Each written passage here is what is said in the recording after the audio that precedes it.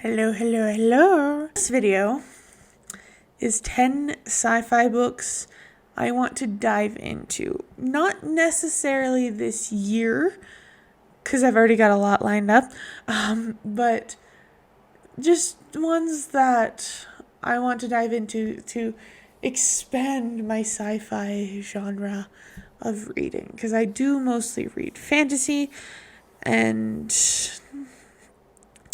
honestly, I do think that a lot of these might be a mix of sci-fi and fantasy. So there's sci-fi, there's sci-fantasy. But you know what? That's a good way to ease into sci-fi. Because peak sci-fi can be very difficult to get into, especially when you're used to fantasy. So a mix of the two is nice. But let's just get into it. The first on this list is Iron Widow, one of the books that I want to read this year, which it's getting a sequel as well. But I haven't read the first book, so I'm not even going to talk about the sequel. Our next one is Scythe. Now, I keep trying to read this during times in which I have a reading block. And it's not good. So, and like, the book is good. I can tell it's good. I can tell. But I'm not reading it. And it's because I'm just in a reading block. So I need to find a time when I'm not in a reading block, so I can actually read it. Because I need to. I want to know what happens. Our next one is Legacies Reborn. I believe that's what the spin-off from Lorien Legacies is. And that's because, oh my god, I need to read it. Because somehow this group of authors, this author is coming out with other stuff. Because frankly, our next one is also Ashfall, which is an Ashfall series. It's I don't know when these were released. The first one is Ashfall Legacy, and then Ashfall Prophecy. We're not gonna look at that. Anyways, so Ashfall Legacy, which is the first of Ashfall. I want to get into this because, like, this entire world that has been created is really interesting. And I believe this is not following the Lorien side, but it's a new adventure, different alien race, I'm thinking. Excited for that. I need to buy the books first.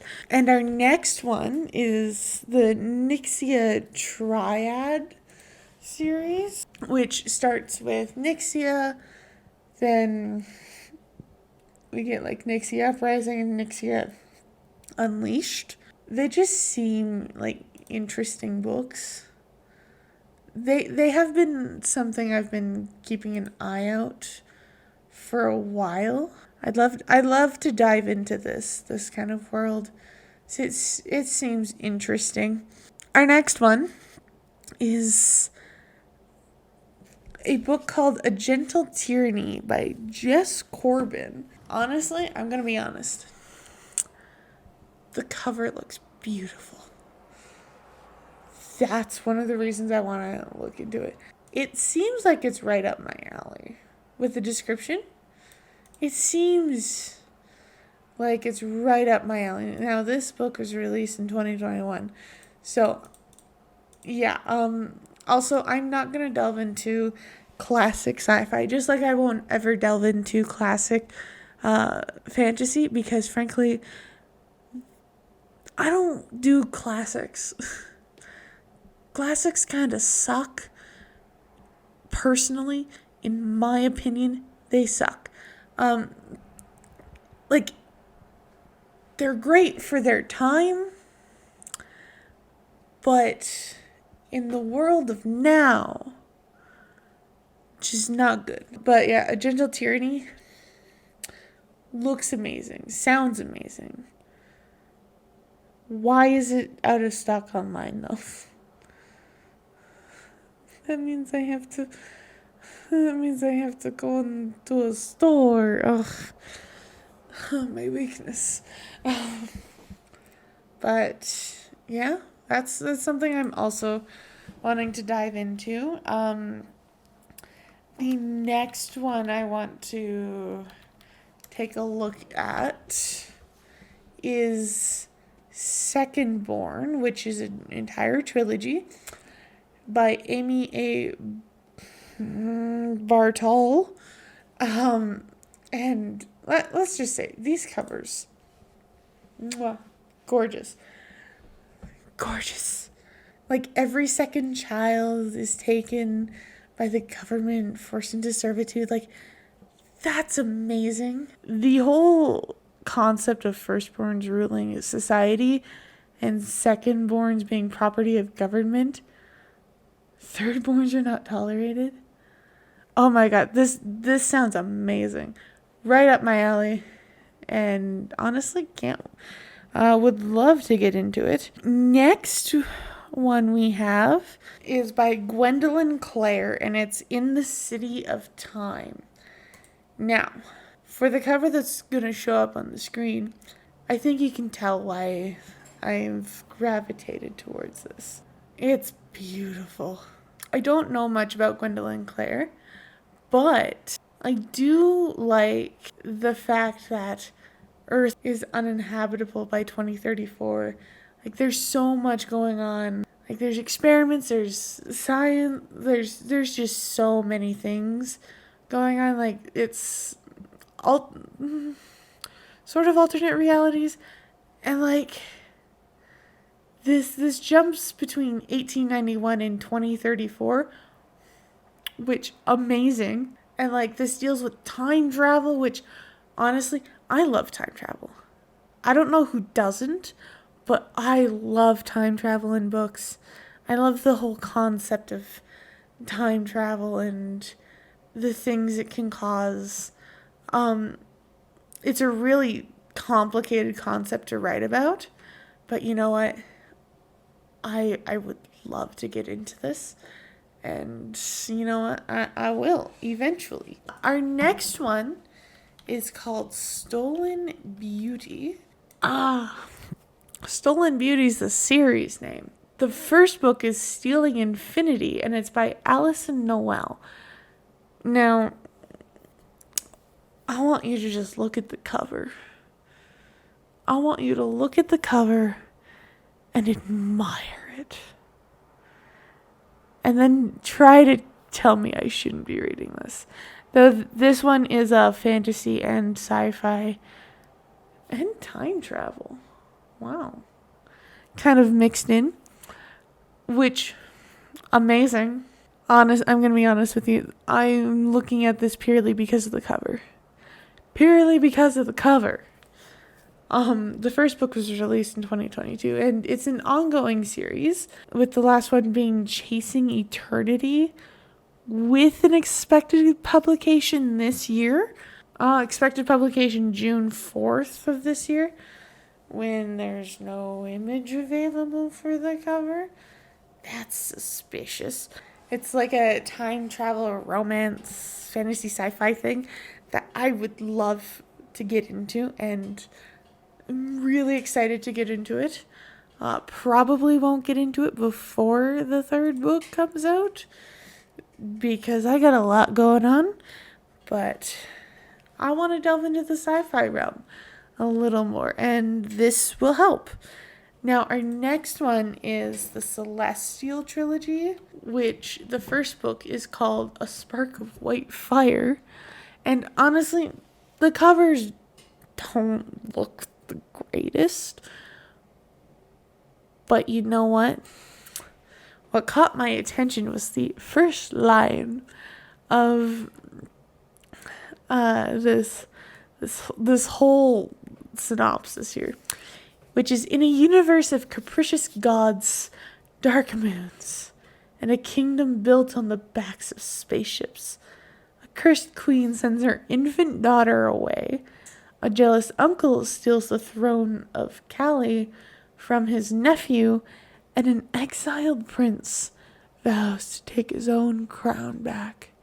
I added that own part. But anyways, that's interesting. That's amazing. And this is another sci-fi fantasy blending together, because it's hard to get, like, they kind of just blend. I'm just saying, the two genres are almost synonymous with each other. So, yeah, I want to get into this purely because of that first line. Now, those were the 10 sci-fi books or series I want to dive into eventually. These are going to be my stepping stones into the sci-fi realm. I'm not going to go full sci-fi quite yet. But I just want to do a quick honorable mention before I end here, because while I was looking at sci-fi, I noticed something, which is The Maze Cutter by James Dashner, which has a few things in this series, one of them being a 2022 and the other being a 2023 publication. But you know what? The reason I have an issue with this is, why is he milking this? Now, personally, no offense to James Dashner or anything, but personally, I didn't like the Maze Runner series. First book, fine, good. It was solid. It had potential. But just like with Divergent, it kept dipping and dipping and dipping, and I just didn't want to read it anymore. Now there's this, which is 73 years after the events of Maze Runner. Well, the final book, which is The Death Cure. And this is about their descendants? How much are they going to just... Why? This is my issue. This series, The Maze Runner, didn't seem like it needed...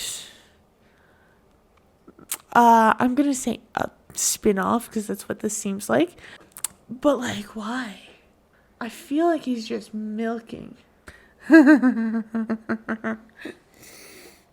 Okay, I'm looking at some reviews. It's not really it's not being received by a few people pretty well. So, but I do want to hear opinions about this in the comments. Is if Maze Cutter maybe is better than the other ones. But shout out to Haley Kilgore. And her September 4th, 2022 review, which starts off with, honestly, I'd be willing to bet the only people who enjoyed this book were James Dashner and his editor, and maybe James Dashner's mother. This was a truly pitiful reading experience. The plot was incohesive, for the characters were cardboard. That might be alone enough to... tell me that it's just, tell me it's probably gonna follow. It probably follows the same kind of things that the Maze Runner did, which is crap. Now, no offense to anyone who ever enjoyed the Maze Runner, but personally, it's kind of crap. I'm just gonna say it. The Maze, I feel like James Dashner is milking this. Personally. That's just what I feel like. I'm probably never going to dive into this. So if anyone ever tries to recommend this to me, I am going to direct them to this time code with this, because, God, why is the original title for this Wicked String? I don't know. But I feel like he's trying to milk this. And the world building wasn't even really there with the Maze Runner. So I don't know what he's trying to expand on. I don't know anything. Anyways, that's my little rant about James Dashner apparently milking this some more when he shouldn't be, in my personal opinion, but you know what, it's fine. But yeah, so that's it for this video. If you want to support me, you can go buy my books. The links for those are in the description below and also in a pinned comment. And yeah, so if you enjoyed this video, give it a like. If you want to see more content from me, hit that subscribe button and ring that notification bell so you get notified when I post a new video. And I will see you all in the next video. Bye-bye!